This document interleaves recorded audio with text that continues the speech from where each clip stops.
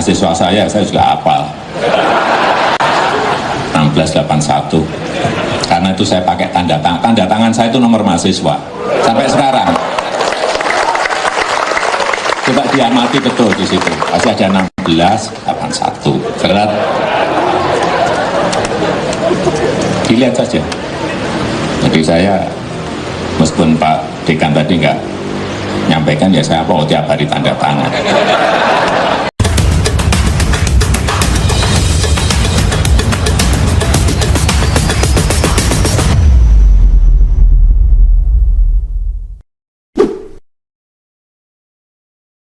Bismillahirrahmanirrahim. Assalamualaikum warahmatullahi wabarakatuh. Sahabat-sahabat HH Channel dimanapun berada, semoga sahabat selalu diberikan kesehatan lahir dan batin ya oleh Allah Subhanahu Wa Taala, dan semoga selalu dimudahkan rezekinya ya. Amin ya rabbal alamin. Sahabat, tadi kita sudah saksikan bersama ya pidato atau sambutan dari Pak Jokowi pada salah satu acara ya, acara di UGM kalau tidak salah ya. Karena di situ Pak Jokowi juga menyebut dekan, mungkin di UGM ya. Saya belum periksa nih ya. Sepertinya memang di UGM. Nah, beliau mengatakan bahwa tanda tangannya itu tersirat ada angka 1681 yang merupakan nomor induk mahasiswanya. Kalau saya sih sudah lupa nomor induk mahasiswa ya.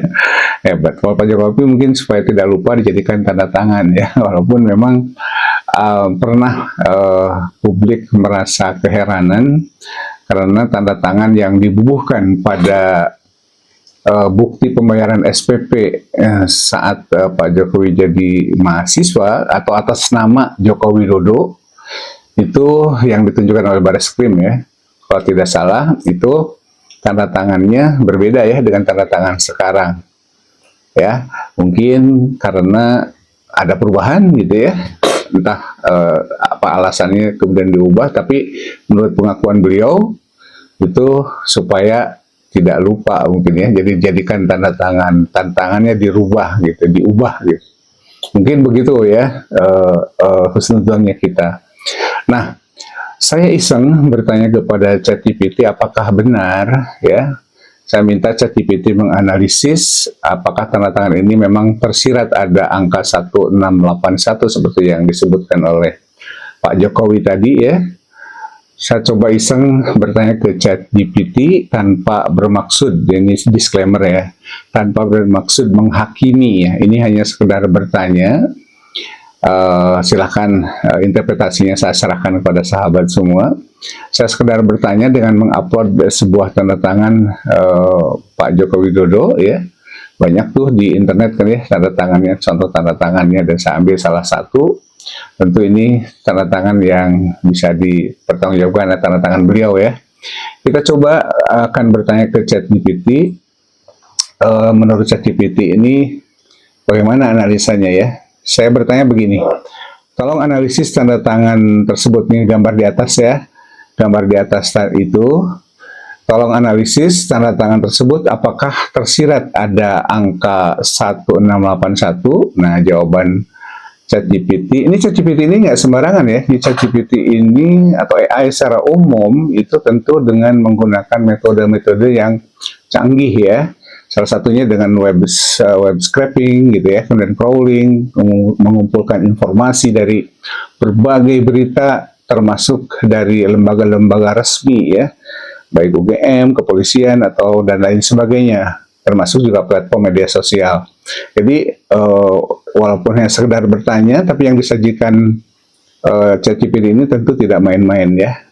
Apa jawabannya? Oke, aku analisis secara visual dan grafis saja ya, katanya. Tanpa asumsi siapa pemilik tanda tangan atau keasliannya. Jadi mengabaikan itu ya. Ringkasannya dulu nih katanya. Tidak ada angka 1681 yang tersirat secara objektif dalam tanda tangan itu. Yang ada lebih tepat disebut interpretasi subjektif atau pareidolia, atau melihat pola yang terasa seperti apa? Terasa seperti angka, padahal bukan. Nah, penjelasan detailnya begini. Mari kita lihat elemen-elemennya. Goresan awal, nih yang pertama ya, bentuknya lengkung besar seperti huruf J atau C. Ini di awalnya ya, di goresan awalnya. Bisa dipaksakan dibaca 1 atau 6. Tapi secara struktur grafis itu tidak konsisten. Ini kata ChatGPT. Kemudian tidak ada sudut, tekanan, atau jeda yang biasanya membentuk angka. Yang kedua, bagian tengahnya nih atau core signature-nya ya. Ini jelas rangkaian huruf cursive ya dengan satu sambungan antar huruf, variasi tekanan pena, alur cepat atau speed stroke ya. Kan cepat tuh ya biasanya ya kalau tanda tangan itu. Angka 8 biasanya punya 2 loop jelas. Di sini tidak ada loop ganda simetris. Angka 6 dan 9 biasanya tertutup. Di sini mayoritas terbuka. Garis akhirnya ya yang ketiga. Itu Pleuris ya atau ekor tanda tangan sangat umum untuk gaya tanda tangan tokoh publik. Jadi ChatGPT mengatakan seperti itu ya. Sangat umum untuk tokoh publik. Sama sekali tidak menunjukkan struktur angka 1 atau 4. Tidak ada sudut atau garis tegak stabil. Jadi kesimpulannya secara teknis tidak ada konstruksi angka yang disengaja. Yang kedua, tidak konsisten dengan kaidah grafologi angka. Grafologi itu ilmu tentang itu ya, analisis tanda tangan. Kemudian yang terlihat adalah gaya tanda tangan cepat plus dekoratif. Angka 1681 hanya bisa terlihat dalam tanda kutip kalau sudah diniatkan mencarinya. Nah, mungkin ini kalau di analisis lebih detail gitu ya, mungkin bisa terlihat gitu ya. Catatan penting ini biar fair katanya. Catatan pentingnya apa nih? Kalau suatu tanda tangan memang sengaja menyisipkan angka, biasanya pertama ada bentuk angka yang berulang dan konsisten, bisa dikenali tanpa diberitahu lebih dulu ya. Tidak berubah bentuk drastis di setiap versi tanda tangan. Jadi mau dimanapun akan mirip begitu ya. Nah di sini katanya, nih cross merah tidak memenuhi itu.